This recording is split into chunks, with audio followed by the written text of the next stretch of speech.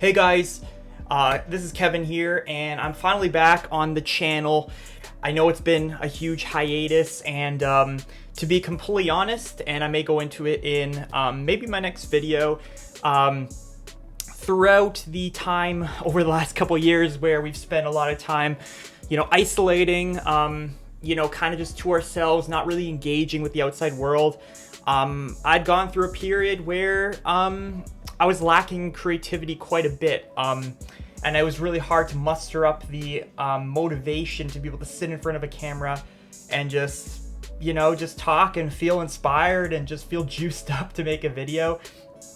But today we're gonna do it, and this video topic is kind of similar to the one a couple videos ago where I revealed that I had been typed by Typecast Heroes as an ENFP. And I'm here to break some news today, news that I just want to be transparent about, and it's really not a huge deal, especially given people like Eric Thor coming out saying he might not even be an INFJ. But it turns out that despite my preconceived notions of how intuitives are and how sensors are, I was off by one letter.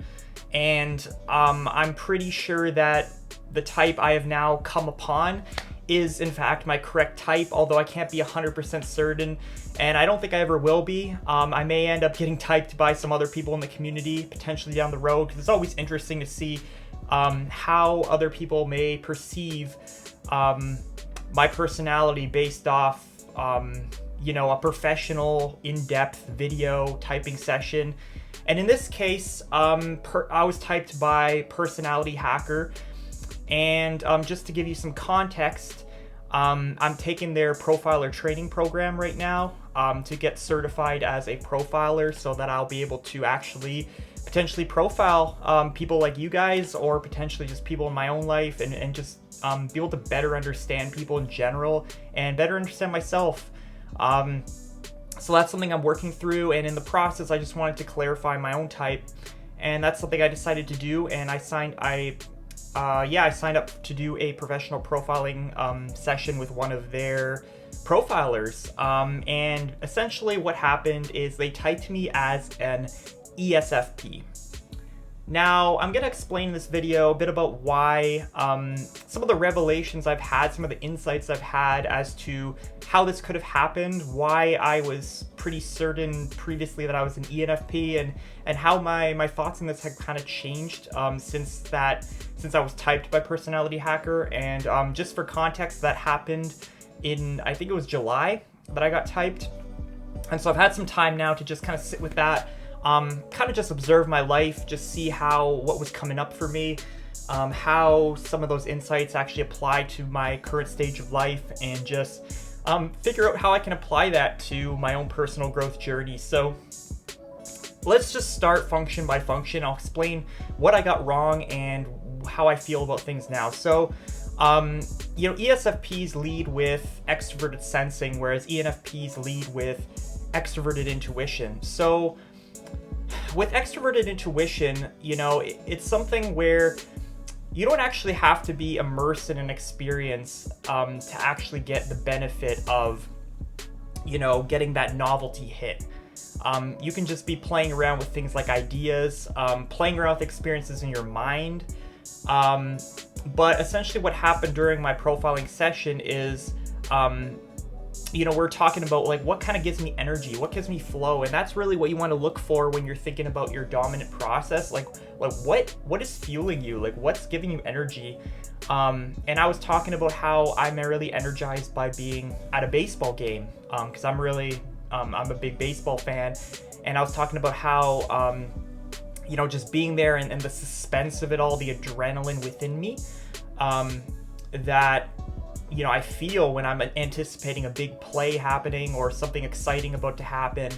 And that's almost a very visceral experience. It's something I feel within my body. It's something that gives me adrenaline. It's a very physical type of experience that's actually giving me energy in that case, and it's actually causing me to distract myself from all my thoughts and everything that is happening inside my brain. And so it is very much an external extroverted process. But it's really extroverted sensing at the end of the day. And I don't remember all the details from my session. It was 6 months ago, so I'm just trying to do the best job I can right now of just recalling all the information. But yeah, at the end of the day, it is extroverted sensing and extrovert intuition. It really enjoys, just playing around with ideas and just spending time brainstorming and doing those kinds of activities. And I've kind of realized that I almost don't have a ton of patience to just sit around and brainstorm. Like, I am, and ENFPs are movement types too. Like, they like to put things into action quickly, but for me, it's like I want to do things. Like, I want to actually put things into action quickly in a tangible way. And that's something I've even observed of myself at my job. Let's say we're in a meeting and we have to just brainstorm brainstorm strategy or brainstorm things we want to potentially implement. The session itself is not that pleasing for me. I don't get much satisfaction out of that. But what I really do get satisfaction out of is when I actually get to go into the interface, which is, I'm in advertising, so one of the advertising platforms, and actually build ads or actually implement something and then potentially check the next day and see if there's a result. And that's really that SETE working together to see if the action that I undertook is producing results. So it really is an SE process that's driving me in a lot of ways. And yeah, I don't know. It'd be nice if more examples were just popping into my head right now, but those are the examples I have to give. But what I did get right was obviously that FITE struggle, and that's something that's very obvious for me, and it makes sense because your second and third functions are just more conscious. It's probably easier to identify what your auxiliary function is and what your tertiary function is than it is to identify your dominant and inferior process. So yeah, FI at the end of the day, I mean, throughout the last 6 months or so, that was a big struggle in terms of my career and kind of my life purpose kind of thoughts that I was having. Like, at the end of the day, I want to do something that gives me freedom, and that's something that's SE oriented to, having that freedom to, do what you want. But at the end of the day, it was like a struggle of should I do something, should I just pursue something like passive income altogether? Hey, I have all these strategies, I know what needs to be done. My TE is telling me that this is going to be a very effective way to achieve that freedom. But my FI is tugging at me, and certain things just do not feel right. I went through a process a few months ago where I bought an Amazon FBA course, and I started to work through it. And it was potentially exciting to imagine what it would be like if I made a bunch of passive income from Amazon FBA. But as I was working through it, something was not resonating inside. It didn't feel right to me. So that was the FI process working there. And there's always that aspect of sticking to projects, and that's something both ESFPs and ENFPs can struggle with as starter types. But yeah, it's something where at the end of the day, it wasn't feeling right. Maybe I didn't see it through enough, but I ended up kind of being pulled more towards just doing something that's a bit more satisfactory to me on an internal level, and that is dealing with personality psychology. But one thing that I did realize, that's another reason why I'm not an NE driver, but I'm an SE driver, is that abstraction is actually a bit draining for me. So I realized that a lot of the videos I was making where I talked about, ENFPs, just personality type, and I really broke down very deep into the functions, TE or TIFE versus TEFI. I realized I actually didn't get much enjoyment out of creating those videos because it was very heavy on abstraction. It was very heavy on, those metaphysical topics that are not as tangible as something that you would actually do in the real world.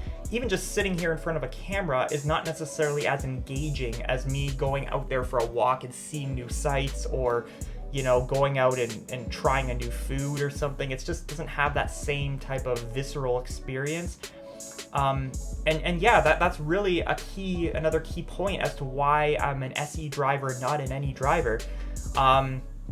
And I realized, like, even sitting through some of the Q&A calls on my profiler training course with Personality Hacker, it was actually tough to sit through some of these Q&A calls that were could go up to 2 hours long, where, you know, I'm just in a call with a bunch of INFJs and, you know, ENFJs and ENFPs who just love and just eat up talking about all the very detail-oriented things related to personality type, and I was just sitting there kind of zoning out at times and having a hard time, you know, staying focused.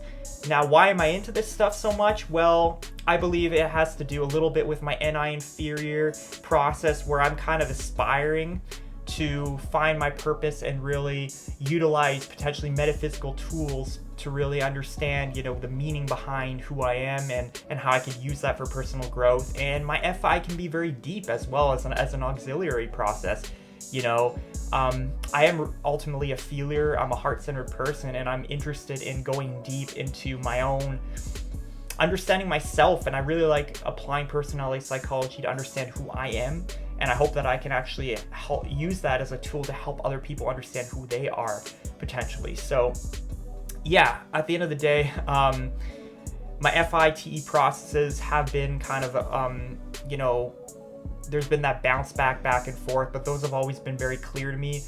And yeah, in terms of NI inferior, I think what I was thinking before with being an ENFP and why I thought I was an ENFP is, you know, I assumed that what I thought was an SI inferior process or introverted sensing in my inferior slot, what I thought was happening there was that was the reason why I felt so like stuck, or I had this feeling like I just wanted to post structure. I didn't want to work a 9-to-5 job. I just wanted to have freedom. You know, I feel so trapped in this lockdown. I feel so like crappy not being able to, like, you know, get out of this. I feel so like stuck. And the thing is, NI inferior can be actually a little bit similar to SI inferior in some ways, and they're both kind of right beside each other in the stack, except now it's the 4th and 5th positions. Well, for both ENFPs and ESFPs, it's going to be that 4th and 5th position, which, as far as what I've learned, both of them can be affiliated with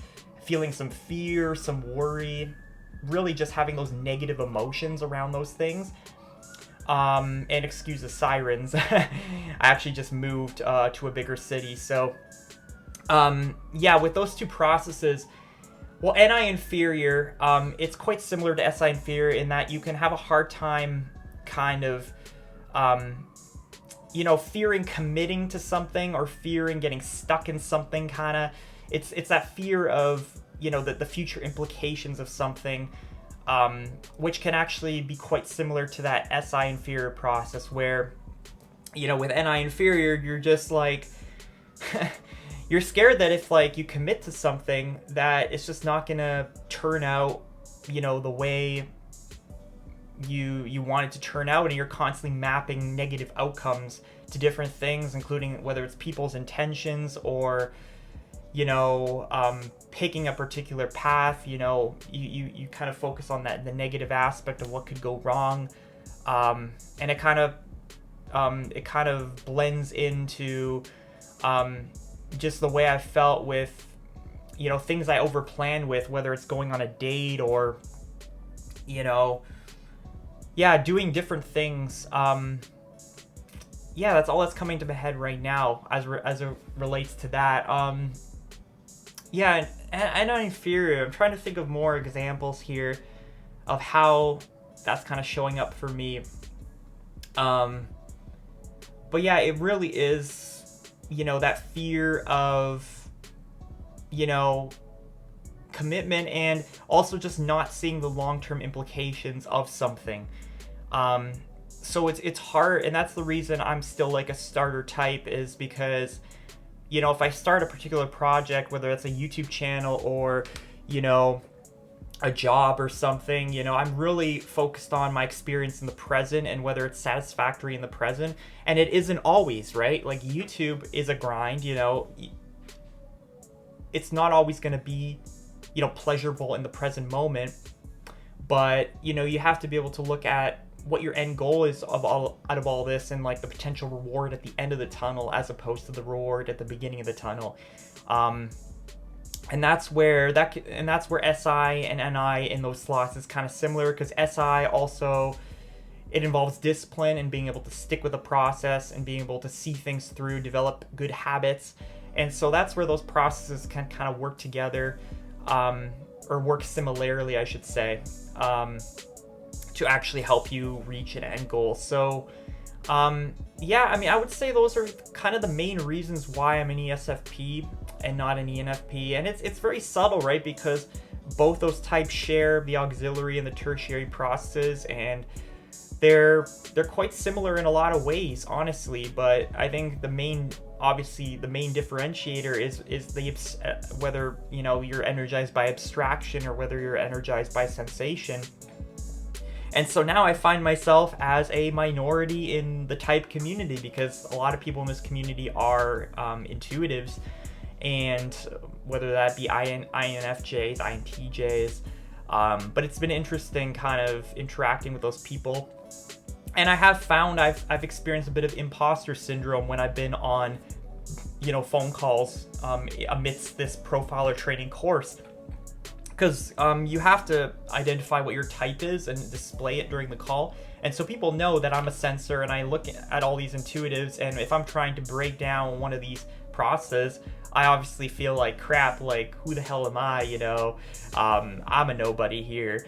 But, you know, that's really that NI inferior, just feeling in a very vulnerable place and not really, you know, feeling confident in that process, right? So yeah, I think I'll start to wrap up the video in a sec. I'm just trying to think if there's any other examples of NI inferior that I'm experiencing, or any other reasons why I'm not using SI inferior. But I will say that I actually just moved recently, and one of the reasons why I moved was because I was so I felt like I was just like seeing the same things every single day. Living where I was previously living amidst, you know, and still going through lockdowns and things like that.